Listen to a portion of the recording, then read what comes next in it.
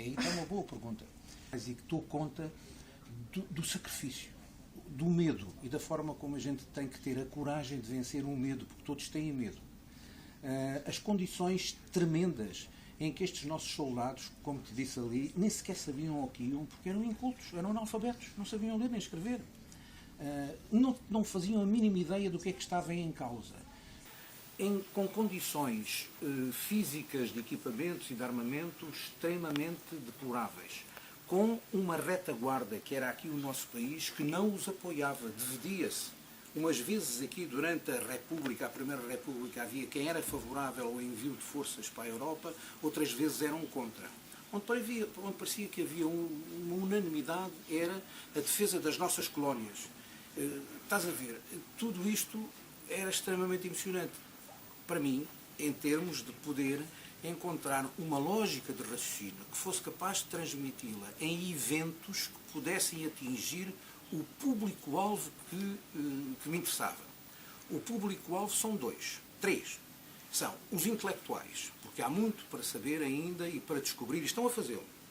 2, o cidadão normal, com aquelas cerimónias que a gente põe a placa a dizer homenagem aos mortos da Grande Guerra, porque aquilo tem muito a ver com um grande número de ex-combatentes que estão vivos. O teu avô é capaz de ter estado em Angola, em Moçambique ou na Guiné.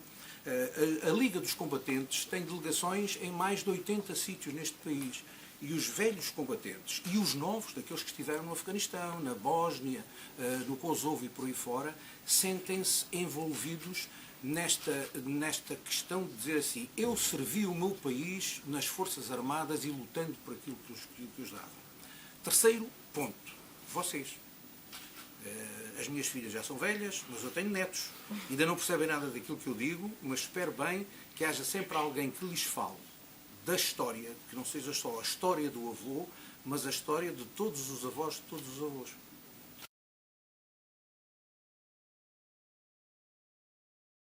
Desde a guerra até aqui. Não atingimos os objetivos a que nos propunhamos, a não ser talvez duas coisas, e não são de menos importância.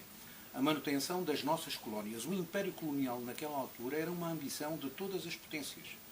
E, portanto, o nosso Império Colonial, Angola e Moçambique, e em particular o norte de Moçambique, onde morreu mais gente do que na Europa, a combater os alemães, eram cobiçados pela Alemanha e pela Inglaterra também, que esteve em vias de, muito pouco tempo antes da guerra, fazer divisões do nosso Império Colonial, porque nós nessa altura já tínhamos grandes problemas. Depois foi talvez o reconhecimento da República. Sabes que nesta altura só havia 3 repúblicas em toda a Europa: Portugal, Suíça e França. Tudo o resto eram impérios ou reis. Era o Império Austro-Húngaro, o Império Otomano, o Império Russo, o Império Inglês. E só Portugal, Suíça e França é que tinham repúblicas. Depois teve como influência que, como em todas as guerras, depois de se vir, há um mundo novo que se abre. Houve novos sistemas políticos. Apareceu o comunismo, apareceu o fascismo, apareceu o nazismo. E tudo isso são transformações profundas e que influenciaram a nossa maneira de ser. Mas há muitos soldados que viram e aprenderam coisas em África, em particular na Europa, que depois modificaram as suas formas de viver aqui. Falava nas mulheres. As mulheres foram obrigadas a ir trabalhar naquilo que os homens trabalhavam, porque os homens foram para a guerra. Nunca mais ninguém as agarrou em casa. Todas elas também viram naquilo como que uma emancipação e uma liberdade para poder serem tratadas como são hoje e como de facto devem ser.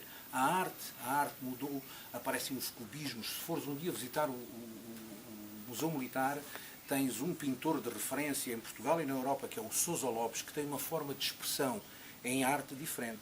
Eu ando aqui com uns livros que ando a distribuir, por exemplo, o Jaime Cortesão, que foi um grande médico, que foi combatente, que foi ferido, que foi prisioneiro, que foi preso político depois pelo Estado Novo e pela ditadura militar, que foi historiador. O André Bruna, outro livro que eu aí trato também. Um homem que se voluntariou para bater. Era um escritor, era oficial do Exército, era escritor, era humorista, tem imensas revistas onde havia sketches deste André Bruna, que são referências nas artes, na literatura, na poesia, na pintura e por aí fora.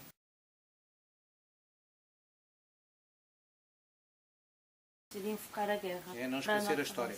Há um filósofo espanhol que se chama Jorge Santayana, uma coisa assim. Acho que nasceu é 1905, 1910. E diz uma coisa assim, que é: quem não se lembra do seu passado está condenado a repetir os mesmos erros. Aquilo parece que foi desenhado por nós. Com o fim da Primeira Guerra começou-se a falar nas colónias e na emancipação das colónias. Nós não ouvimos.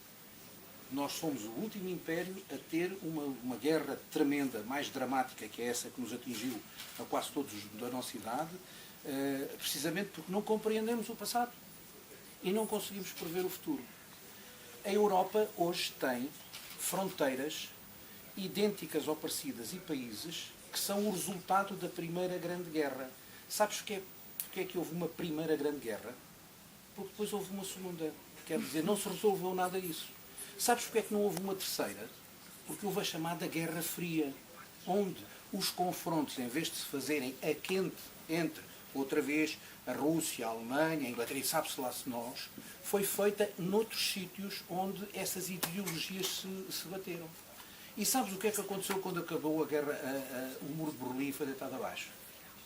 Apareceu guerra na Bósnia, na Sérvia, na Croácia, estendeu-se isto aos Iraques, ao Afeganistão, a tudo isso. Como vês, é extremamente importante saber a história para ter opiniões no presente que tenham em vista ao futuro. E é por isso que eu te digo que só tendo uma saudável memória coletiva é que nós somos capazes de ter uma opinião marcante nos dias de hoje. E isso é convosco.